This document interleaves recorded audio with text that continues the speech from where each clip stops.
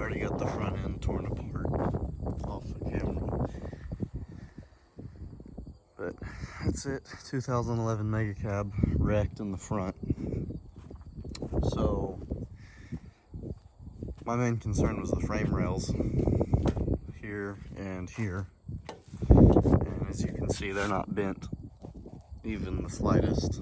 The edge of this one is like pushed over, but the actual frame rail itself is perfectly straight. Initially I thought the frame was, before I even saw the truck, before I bought it, I thought the frame was bent. But I didn't know the front axle was shattered. So when I got there, I was like, oh my god, the axle was destroyed. But then I saw the frame and I was like, oh well, I guess that's alright, it didn't need a frame. This inner fender apron, as you can see, it's pushed pretty far back and the whole thing's been in, top's been in. This side's pretty much fine. I think this little bottom corner's been in just a little bit, but not too bad. So that apron needs to be replaced. So I already started on this side. If I'm gonna do one side, I might as well do both. So you gotta drill out all these little spot welds, like all the way around this end cap. They're all around here, all up through here, all up here, all along the top.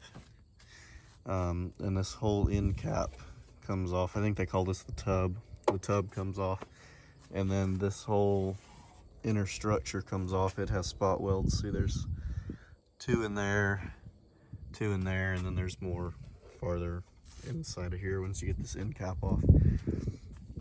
So you drill out all those spot welds.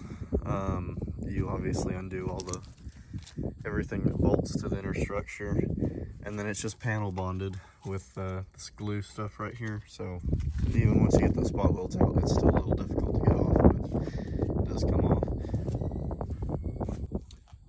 But yeah, you undo those spot welds, undo this body mount right here, and this whole inner fender apron comes off, and then the same with this side. So the plan is, while I'm doing that side, even though it's fine, if I have to do one side, if I have to cut all this off and order a new one and put it on, I might as well do both sides, because the plan is to put a 2021 front clip on this thing. So that's the 2019 and up new body style Dodge Ram. They use the same cab, doors, and beds as the older style. So all they did was change the shape of these. Like, see how this one curves in? I think the newer ones, they come out straight and then it hooks in, and it's got, anyway, it's just a different shape, but the actual cab's the same. It spot welds in the same, the tub, all this is the same shape. They just changed it up here for a different front clip. So there's some other differences, but that's about it. Once you get the 5th gen style aprons on, everything else is pretty much like, once you get the aprons on, you can put the 5th gen hood hinges, and then you can put a 5th gen hood and a 5th gen core support, and then the 5th gen grill, and then you get a 5th gen radiator and a bumper, and yeah, everything has to swap out. But the only other difficult part is these body mounts have to be changed out. The 5th gen ones, they put the body mount out like a ½ inch or so farther this direction, and they're bigger. So that's what I got to do for now. I'm gonna get these aprons off. I'm gonna get the spot welds drilled out, get them off. I'm not gonna cut these out yet because they actually sit at the same height, so I can use it to mock these up. And then once the new ones are spot welded on, then I can actually cut these off and swap the mounts out. So it's gonna be all 2021 front clip stuff. Headlights, hood, bumper, grill, fog lights, intercooler radiator, AC, power steering cooler, trans cooler, battery trays, hood hinges, hood latch. It's so much stuff, but it'll be worth it. Since this truck needs a whole new, literally every single part on the front to be replaced anyway.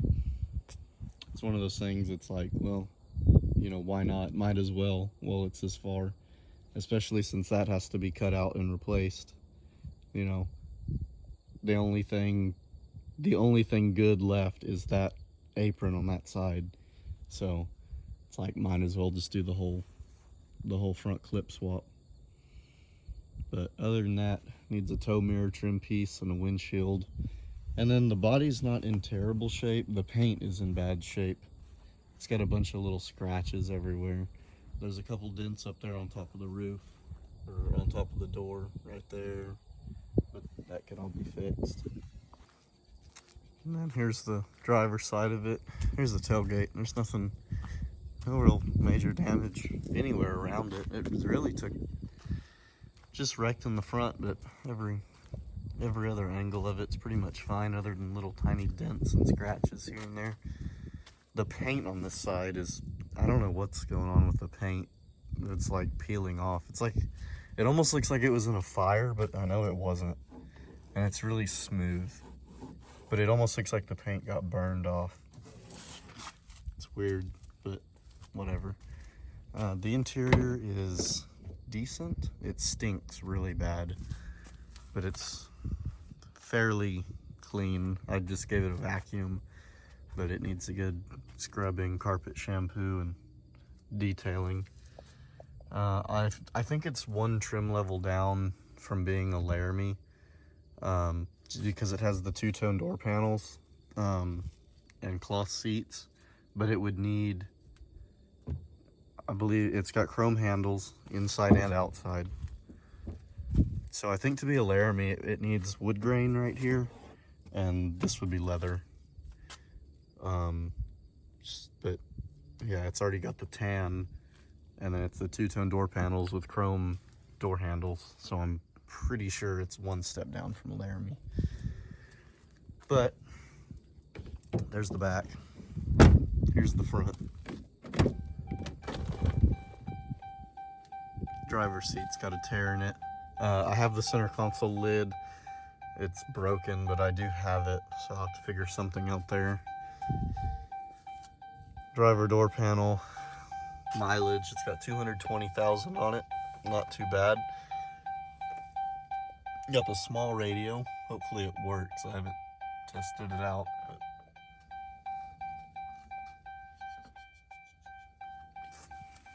seats work.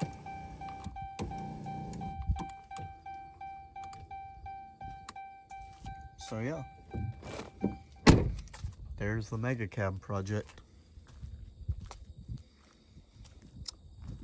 I got an axle for it. I got to bring, and then once I get the axle under it and get it movable, I'm going to start ordering all the 5th gen stuff from the dealership.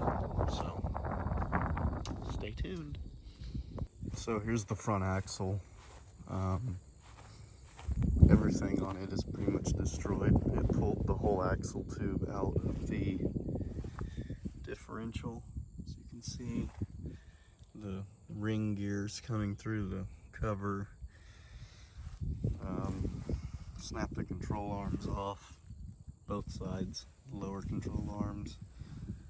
And then like all the bushings, like the track bar bushing's bad, all the ball joints or tie rod ends are bad. So, yep, whole entire new front axle assembly.